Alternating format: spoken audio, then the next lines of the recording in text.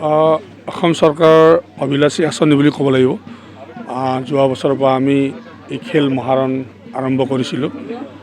বিভিন্ন পঞ্চায়ত লেভেলত তাৰপৰা লৈ আমি ব্লক লেভেলত মহকুমাৰ ভিত্তিত, তাৰপিছত জিলা ভিত্তিত, তাৰপিছত ষ্টেট ভিত্তিত আমাৰ অসম চৰকাৰৰ মাননীয় মুখ্যমন্ত্ৰী ডাঙৰীয়াই অসম চৰকাৰৰ যুৱ কল্যাণ বিভাগক দায়িত্ব দিছে আৰু বিভিন্ন সময়ত এই খেল মহাৰণবিলাক আমাক কৰিবৰ কাৰণে পৰামৰ্শ দিছিলে।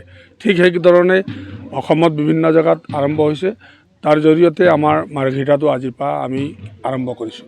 গতিকে মই ভাবোঁ প্ৰতিভাৱান খেলুৱৈসকলৰ যি সুযোগ পাব লাগে, যি আজি তেখেতসকলৰ প্ৰতিভা প্ৰদৰ্শন কৰিবলৈ এটা প্ৰকল্প পাইছে, সেই তাত কেনেকুৱা তেখেতসকলে প্ৰদৰ্শন কৰি পেলাই আমাৰ ল'ৰা ছোৱালীবিলাকে খেল জগতৰ জৰিয়তে বিভিন্ন শিতানত চাকৰি বাকৰি পাব পাৰে, ঠিক সেই চিন্তা চৰ্চাৰে মাননীয় মুখ্যমন্ত্ৰী ডাঙৰীয়াই এই খেল মহাৰণ যোৱা বছৰৰ পৰা আৰম্ভ কৰিছিলে।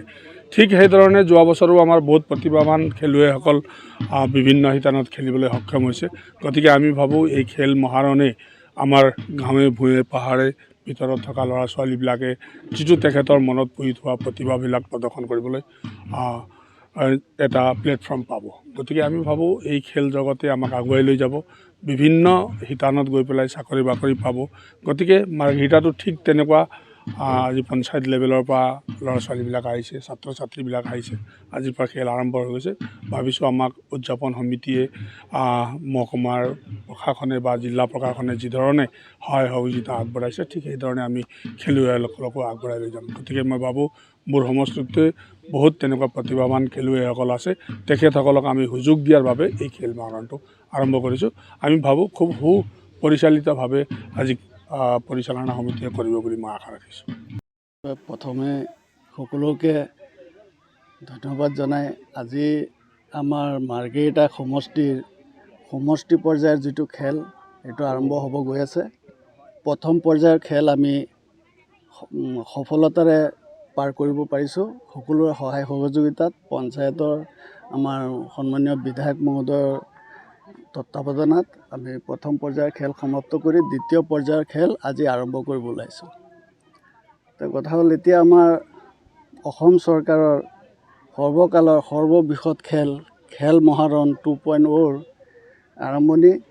আৰু এই খেলৰ একচুৱেলি যিটো উদ্দেশ্য লৈ চৰকাৰে পাতিছে, মহান উদ্দেশ্য এটা লৈ, যাতে আমাৰ গাঁৱবোৰৰ পৰা ভিতৰৰ অঞ্চলত যিসকল টেলেণ্ট থকা ল'ৰা ছোৱালী আছে সেইসকলে যাতে এটা প্লেটফৰ্ম পায় ওলাই আহিব পাৰে আৰু নিজৰ ভৱিষ্যতটো যাতে গঢ় দিব পাৰে। চৰকাৰৰ উদ্দেশ্য যাতে আমাৰ গাঁৱৰ পৰা লাভলীনা বৰগোহাঁই যেনেকৈ ওলাই গ'ল, আমাৰ সীমা দাস যেনেকৈ ওলাই গৈছে, তেনেকুৱা খেলুৱৈ সেই আমাৰ এই খেলৰ জৰিয়তেহে আমি বিচাৰি আছোঁ। গতিকে যথেষ্ট সহায় সহযোগিতা পাইছোঁ আৰু এতিয়া আমাৰ খেল আৰম্ভ হ'ব। আৰম্ভ হওঁতে আপোনালোকৰ সহায় সহযোগিতা কামনা কৰিছোঁ। আৰু খেলুৱৈসকল ইতিমধ্যে আহি পাইছে আৰু বহুত খেলুৱৈ আহি আছে, দূৰ দূৰণিৰ পৰা আহি আছে। গতিকে আজি খেল এই অলপ পিছতে আৰম্ভ হ'ব। মাননীয় বিধায়ক ডাঙৰীয়া আহি উপস্থিত হ'ব, তেখেতৰ দ্বাৰা শুভ উদ্বোধন কৰা হ'ব। কি খেল অন্তৰ্ভুক্ত কৰা হৈছে আৰু কেইদিনীয়া কাৰ্যসূচী? আমাৰ ইয়াত কাৰ্যসূচী আছে 5 দিনীয়া।